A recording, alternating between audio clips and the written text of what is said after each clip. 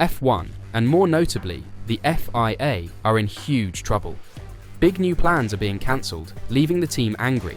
And to make matters worse, the FIA president is under huge pressure and his whole organisation is collapsing as more senior figures have just left the organisation. It's safe to say the teams aren't happy, but the FIA employees aren't either. But will this have further implications for the teams? And is the FIA president still trustworthy? First off, let's start with the team's biggest disappointment of perhaps the whole season. The Formula One Commission met on Wednesday to examine the idea for a rookie sprint event after the Abu Dhabi Grand Prix. Following months of enthusiasm for the notion of having a rookie sprint race following the Abu Dhabi GP, the F1 Commission decided not to pursue the plan this season during its meeting on Wednesday. The plan was to turn the traditional post-season young driver test into a rookie sprint event, allowing junior drivers to race behind the wheels of retiring F1 cars for a more genuine experience than pounding around a circuit alone for 8 hours. This could directly help the team measure up their youngsters, especially since racing a F1 car is so much different than just driving some testing laps. But according to the FIA and the Commission, there were other aspects to consider in order to bring the proposal to fruition, including establishing the exact regulations under which the race might be staged, how it fits within the budget cap, and how to include the Pirelli tyre test, which usually takes place that day, into it. The laundry list of factors required to make the idea work has proven to be too much of an obstacle for this season. The F1 Commission met for the 4th time this year, with FIA single-seater director Nicolas Tombazis, F1 CEO Stefano Domenicali, and officials from all 10 teams in attendance. The concept of a rookie race to be added to the 2024 post-season test schedule at Abu Dhabi was discussed, according to an FIA statement issued later. While the concept received widespread support, it was determined that due to timing and organizational constraints, the event would not take place in 2024, and discussions will continue to formulate a potential concept and plan for 2025. With extensive support from team bosses stated in recent weeks, it looks that organizing such an event will become more important in 2025. And it also tells that the teams didn't cancel it, but the FIA did. Probably because they wouldn't abide to the rules the teams wanted. The F1 Commission conference also included discussions around the F1 2026 regulations, which included technical, sporting, and financial aspects. On the technical front, changes have been made in the areas of performance, aerodynamics, and safety. The teams expect the car's aerodynamic performance to exceed original expectations. The sporting regulations for 2026 have been overhauled for simplicity, with plans to implement 3 separate 3-day pre-season tests to give teams plenty of time to get to know the new cars and power units. Are you sad to not see the rookie sprint race happening? FIA definitely blew a huge chance on this one, and these minor screw-ups are accumulating over time, putting unnecessary pressure on the organisation. And this pressure has cost them valuable assets, once again.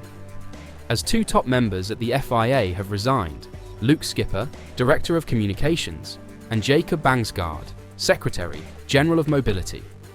Both are claimed to have departed the institution to pursue other interests, although their departures coincide with a renewed focus on FIA President Mohammed Ben Sulayem's leadership style. Ben Sulayem sparked controversy ahead of the Singapore Grand Prix by calling for drivers to curse less, with a later fine imposed on Max Verstappen for cussing in a news conference, provoking protestations from the Dutchman.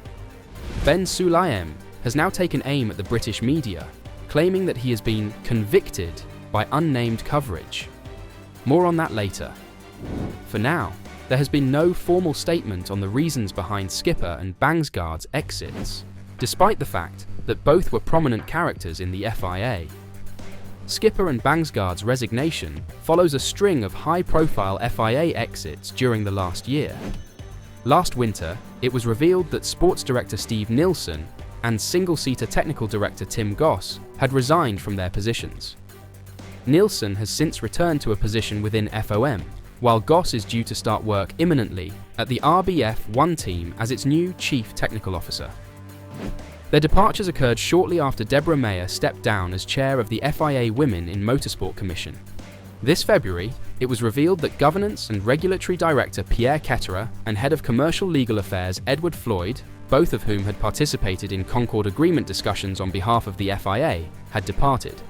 Natalie Robin, the FIA's first CEO, announced in May that she was quitting the governing organisation to seek other possibilities. Ben Sulayem appointed her in November 2022 as part of a large-scale initiative to overhaul the organisation's administrative structure. While there is no evidence that the most recent resignations are for any purpose other than to pursue other professional possibilities, they do coincide with a new wave of turmoil surrounding President Ben Sulayem. And Mohammed Ben Sulayem, the FIA president, believes that this turmoil is also due to the British media not treating him properly throughout his term. Ben Sulayem's comments about the UK media follow Adrian Newey's interview on the High Performance podcast, in which he discussed why he left Red Bull to join Aston Martin. The designer stated that both Max Verstappen and ex-Red Bull driver Sebastian Vettel have been harshly handled by the British media, claiming that there's this sort of demonisation. Both of them suffered at times, which is very unfair. Ben Sulayem was quick to jump on the comments and defend his own case. I respect Max Verstappen because I'm a driver. I was a champion and I respect winners and champions, he said. I see he had his share of mistreatment, but let's talk about me. If you look at the British media and what they did to me, for God's sake, they convicted me. They didn't accuse me of anything, but they keep on going. And do I care? Number why? Because what are they after? They are after selling and getting more coverage for themselves, of course. But they have no power over me and over the FIA. With due respect to the British media or any other media, they don't have a vote. We are an independent democratic federation. It's the world of membership that elected me. The power is with the General Assembly, not with them. And you know what? Can we just stop this nonsense and go back to business and do what is better for the sport? If you can, I'm asking. If they, the media, don't want to do that, it's up to them. But life goes on. You know what they did to me? They made me stronger. I'm more careful now and more wise. And I have the support of the member clubs. And if and when the members decide that it's time to change me as president, it's their call. At the end of the day, who put me there? It's the General Assembly. It's the members. I'm very, very clear with this. And if they don't like it, it's up to them. But I don't go back to anyone. I don't answer very much of you, members of the media. And I don't retaliate. Why? Because I do not have the time. I'm so busy answering what the members want and what motorsport wants. Ben Sulayem, who aims to be re-elected as FIA president next year, believes the federation is in a better situation today than it was at the end of 2021 when he took office. Honestly, 100%, Ben Sulayem stated. And there are so many parts to that. Internally, now they are efficient. Things move faster when it comes to delivery. And we went back to our mission, which is to listen to the members. If you remove the members, there is no FIA. Very simple. The FIA is in a better shape. The FIA is healthier. And the F1 teams also need a strong and healthy FIA because nobody wants to spend money in a championship that is not governed. Ben Sulayem might say the FIA is in a better state. But is it really? Like mentioned, people are leaving almost every month. Surely that can't be a healthy organisation. And now they have also annoyed the teams once more by taking away a perfect opportunity of testing out their young drivers. Will this end well for the FIA and Mohammed Ben Sulayem?